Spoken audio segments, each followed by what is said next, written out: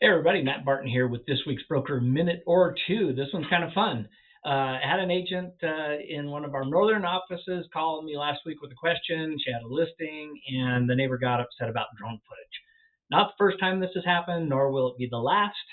So I thought sharing some information on the topic of not only drone footage, but Utah criminal code as it pertains to that might be in order.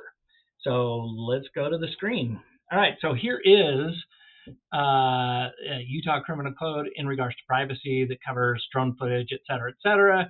If you want to go read it in detail, this is your starting place, but I highlighted some of the highlights, not all of them. I'm not an attorney. I'm just sharing with you my thoughts. So in section 1C, these are the prohibited things under the privacy code.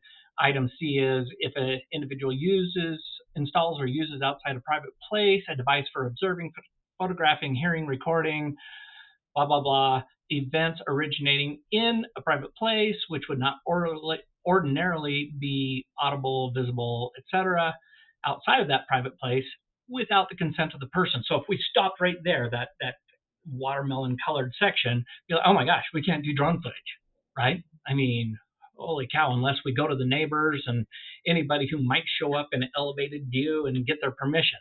Well, actually, that's not the full story. So if you go down to section 2, it always pays to read the whole thing, just like our contracts.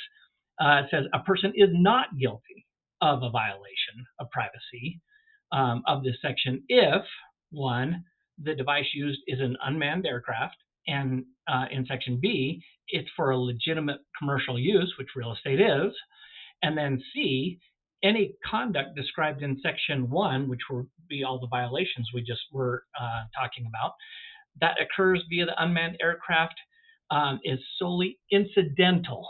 So if you did those things up in section 1 and they were incidental to your commercial purpose by an unmanned aircraft, then it is not a violation of Utah's privacy law.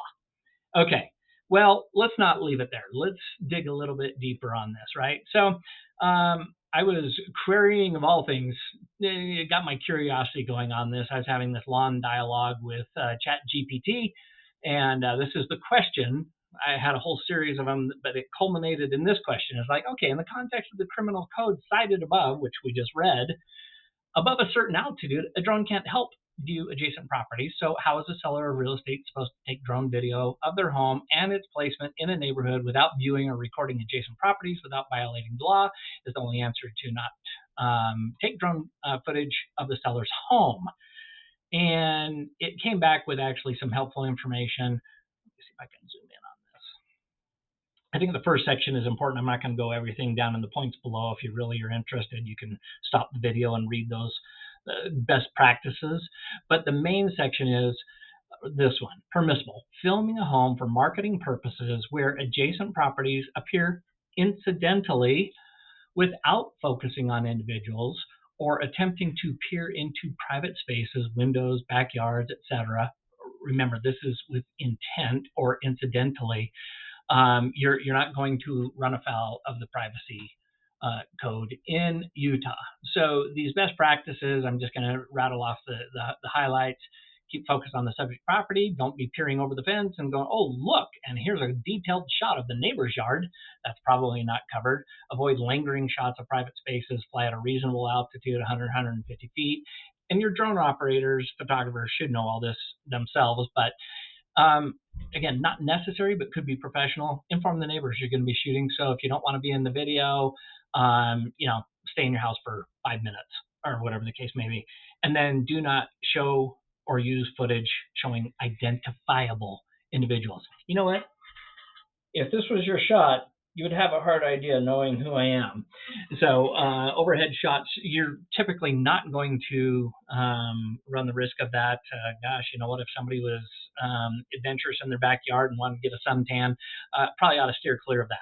Just saying. Okay, so coming full circle, I'm just going to go back to the example that was brought up last week. The neighbor who happened to be from another state, we'll just leave it at that, may or may not be a state, who's a little more litigious, informed our agent that she was violating the law. Her husband then called our agent, and some rather snarky things were said in not so nice terms. And clearly, these folks were misinformed on Utah law. I don't take any victory in proving that we were right. I take victory in avoiding the problem in the first place. So, much like those best practices, letting somebody know ahead of time or instructing your drone photographer, hey, do you notify the neighbors just so nobody gets squirrely and sideways and gets all upset and thinks they know the law when they don't. Maybe that's a good practice, right? But if you do run across somebody that gets a little sideways, this is another approach. I talk with you as agents sometimes a little more directly, and unfortunately, sometimes you think that means we should talk with the public directly. I don't advocate for that. I believe anytime we can keep things docile, polite, congenial, it's well served. My metaphor I've used for years is, velvet glove, iron fist. I always start with the velvet glove. It's way easier. But if somebody's going to push a little bit, it's okay to acknowledge them. Say, hey, I appreciate the concern. It's not the first time we've dealt with this with our company.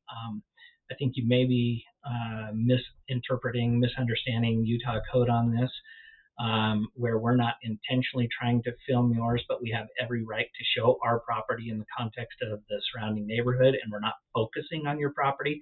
We're actually compliant with Utah code. And leave it at that. Don't go any more than that. And that's kind of like worst case scenario if somebody does, challenge your photographer or whatever. So it's the day and age that we live in. Drone photography is fantastic. It really does give our prospective buyers a perspective of the neighborhood and how close things may be, and so many good reasons for it. But let's make sure that we are the consummate professionals. We actually do have some understanding of what the code is that governs it, and certainly use professionals, photographers who understand those rules as well. I hope that helps, and I hope you have a great week, and we will talk soon.